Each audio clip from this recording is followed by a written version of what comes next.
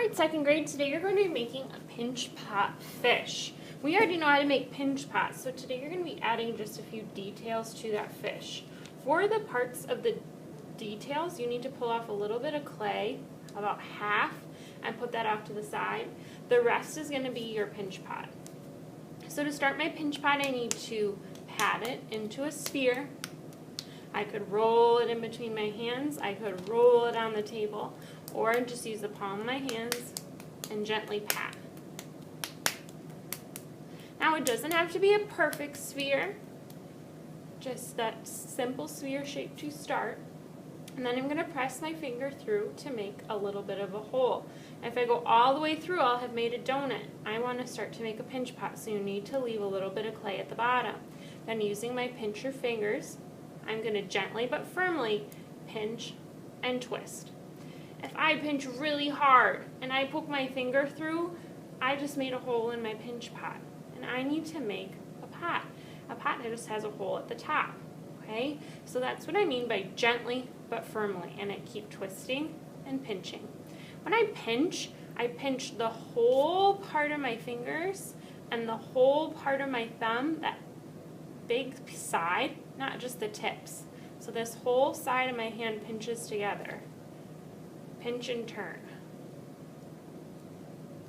I don't want any piece of my pinch pot or fish to be thinner than my finger. That's too thin. The chances of it breaking are very great.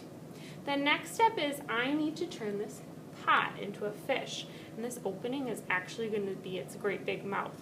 Alright, so I'm kind of thinking about my fish mouth, what I would want it to look like. My fish is making this great big O. Okay, so you need to kind of shape your pinch pot to make a fish mouth and pat one part flat so that he can stand up or swim up. Alright, that's looking pretty good to me.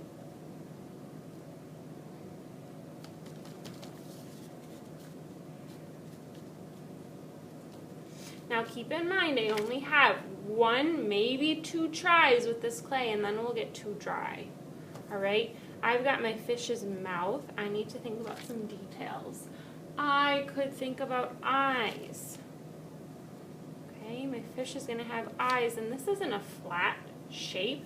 This is a three-dimensional form, so I don't need just one eye. I need two eyes. So rolling out two little spheres for my eye, flattening them out just a little bit. I need to do 3 steps: score, slip, press. Score means I'm scratching the clay and spreading the fingers apart so they'll lock together. And I need to score on my fish and on the back of the eye. Scoring means I'm making little marks. Slip is that little clay glue. Slip is made by water and clay. So you saw I dipped just one finger in the slip or in the water and added it to my clay. And press. I'm going to press these two pieces together so that they become one solid piece. Alright, there's a fish eye. I might use my clay tool to make a little pupil in there.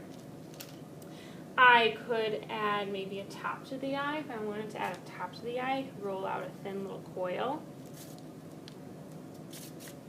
Okay, now if I'm going to add this on here, I have to score, slip, and press, even this little coil. Otherwise, that little coil isn't going to stay on there. It's just going to fall off as it dries. I might add a fin. A fin is kind of like the shape of a triangle. Notice how I just used my table on my messy mat to kind of pat my piece of clay so that it was flat on one side. That's the side that it's going to attach to my fish's back. Okay, so you can use your table. I could use my clay tool to kind of cut out a shape. I could use my clay tool to maybe make some lines. Smooth those out so they're not sharp. Now I made lines on one side. I need to make lines on the other because my viewer is going to see both sides. Alright, that looks like a pretty cool fin. Score, slip, and press.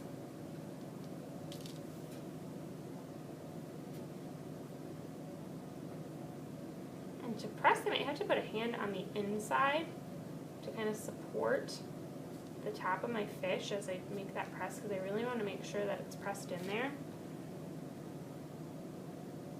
And we have to smooth it up, so see how I picked my fish up off the table so that I can smooth along that connection. Pressing is a really important part. If I just set it on there, it's not going to be a good attachment. All right, I need one more fin at least for my fish, and I have extra clay, so I might as well make that back fin.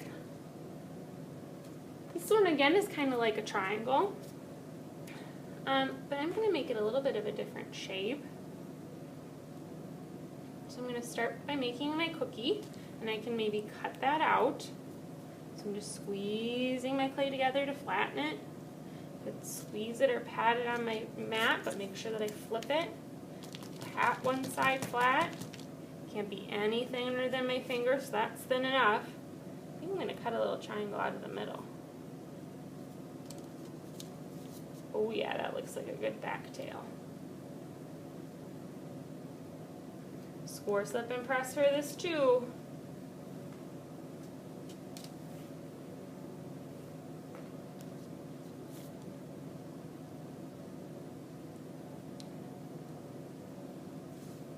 Fish is looking really good.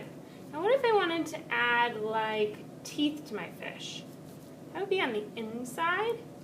I can make teeth for my fish. I might roll it out kind of like a coil, but I know that maybe teeth might be sharp. Okay, so I might start to shape with my fingers, kind of pinching to make some sharp teeth. That would be so cool. Okay, I'm going to make some teeth. You might make a big tongue. You might make lots of little teeth. Whatever you make and attach though, second grade, you have to score, slip, and press.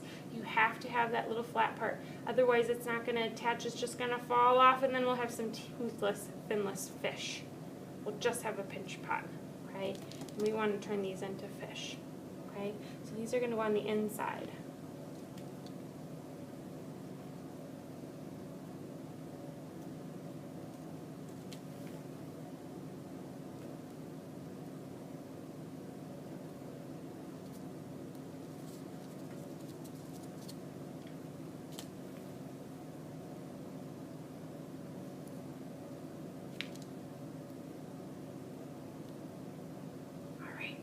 When my fish is done, I've got at least eyes and 2 fins. If you have extra ideas, you can add those in, like teeth or tongue, maybe side fins. I am going to raise my hand so that Miss G that's me can walk over and write my name and class code on the bottom, and then it needs to go to the clay box at the drive-thru. I can't wait to see these fish and your score, slip, and press. One last thing to think about second grade is the texture of your fish, how it's going to feel. You might use a marker cap and stamp in the side of your fish to make some scale textures, or you could even use your scoring tool to scratch to make some line textures in your fish. Texture is how something feels, so you might add some of those textures to your fish as a last minute detail. I think that marker cap really looks like fish scale, so I'm excited to see how those turn out as well.